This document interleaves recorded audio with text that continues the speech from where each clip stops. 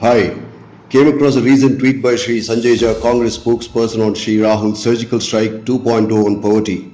I quote, India needs a healing touch, a human being with a large heart, who cares, who's kind, who will stand by you through difficult times, who will share in your smiles, but more importantly, who will wipe your tears dry.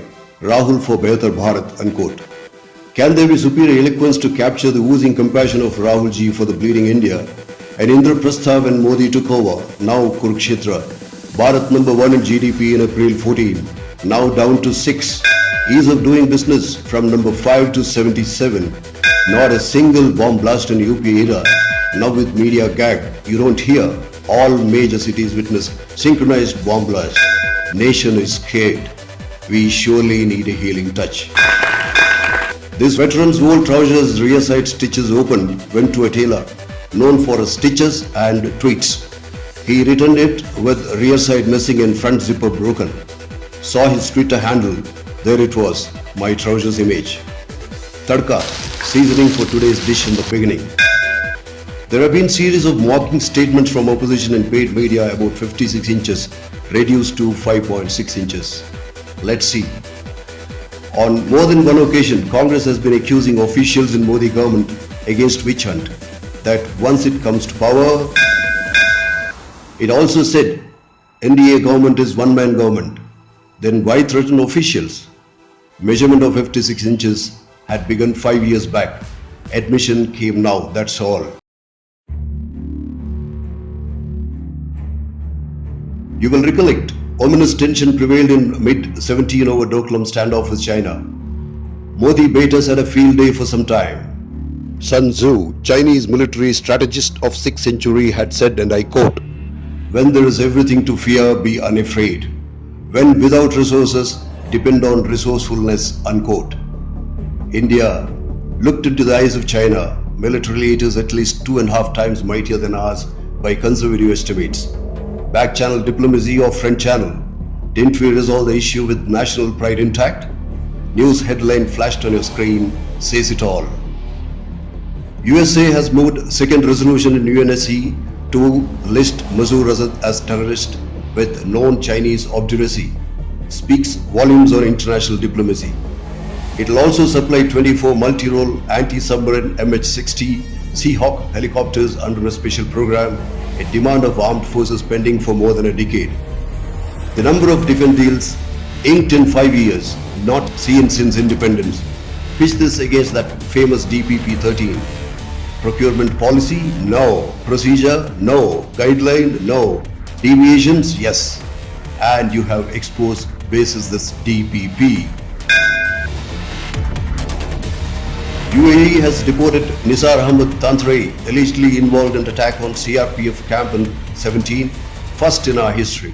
Earlier lifting of alleged 3 famous friends of UPA from UAE to boot. If Modi spend of rupees 4,200 crore on foreign visits can bring this, and his next tenure let him spend rupees 10,000 crores. As long as India is put on a world stage, someone else does India's bidding, just perfect. Away from public eye, US and Indian Navy have just set up secure satellite-based communication link under Comcasa project, a huge plus against our powerful neighbor. On Mission Shakti, former DRDO Chief V.K. Saraswat has told the previous government didn't give go-ahead to demonstrate India's prowess in this field. What's a particular domain where UPA's willpower was strongest? Anyway, following Mission Shakti, Twitterati was ablaze with eloquent eulogizing of Nehruji for ISRO, not knowing there was 5 years gap between his death and ISRO's birth. Touch the live issue. Isn't the present cancerous growth of Kashmir imbroglio and Pak's chest thumping in POK the result of ham-handedness of Congress? Will the Congi bucks and bhaktis light up their Twitter handles for this singular accomplishment? We will see this lily-livered, spineless behavior has got inside the skin of this Congress party ever since.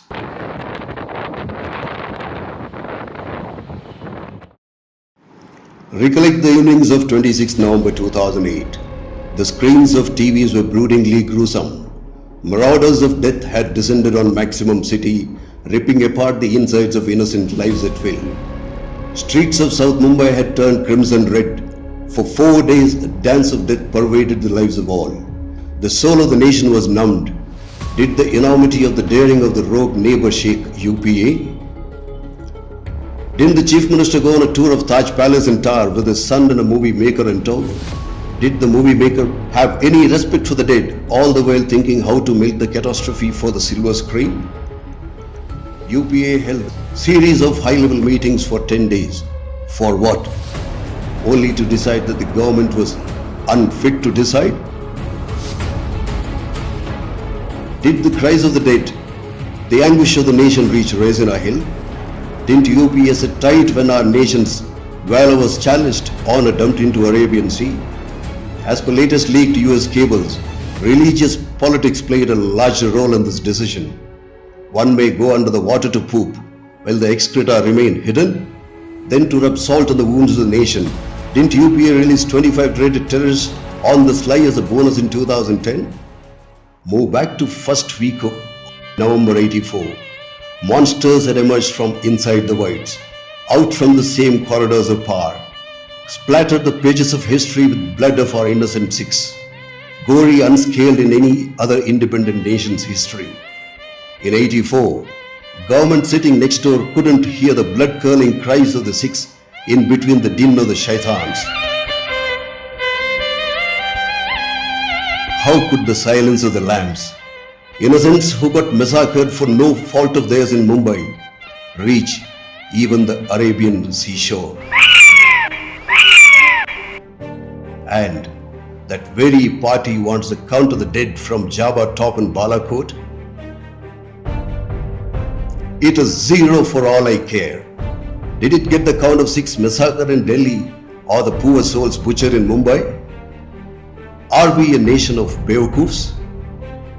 Thomas Paine, a British-American author of 18th century, wrote, and I quote, "He who dares not offend cannot be honest," unquote. Please read an article by S. Balakrishnan and P. Guru's titled, "I Don't Care a Damn," and I quote, "I don't care a damn if the IAF hit the target in Balakot or not. I don't care if the Jaish terror camp was raised or not. I don't care if any terrorist was killed or not. I don't care if the government can provide proof of strike or not. For me, what is important is that we penetrated Pak airspace," unquote. To me, where Balakot strike is far bigger than surgical strike of 2016 on a canvas, is in the declaration of intent on 15th Feb itself. Modi had sounded retribution. Pakistan was told the attack was coming. So much so, Pak had additionally fortified Bahawalpur residents of Masood Azhar. Their forces were on full alert. Yet, Air Force pulled off a dream come true airstrike, a cherry moment of bravery to be treasured by every Indian. This, the cutting open of Pakistan's body politic twice for the world to see, and then telling in unequivocal terms that we reserve our rights to do it as many times as needed, is a statement whose time was long overdue. Time to call the bluff of a nuclear-armed thug was well past its warranty. Steve Maraboli, a motivational speaker, said, and I quote, "The universe doesn't give you what you ask for with your thoughts. It gives you what you demand with your actions," unquote. The next day of Pulwama, Modi told perpetrators of terror will pay a very heavy price. Committees will sit, meetings will take place, minutes will be recorded.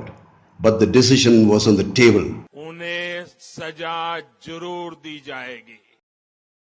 Extract heavy price from the terror masterminds. That's it.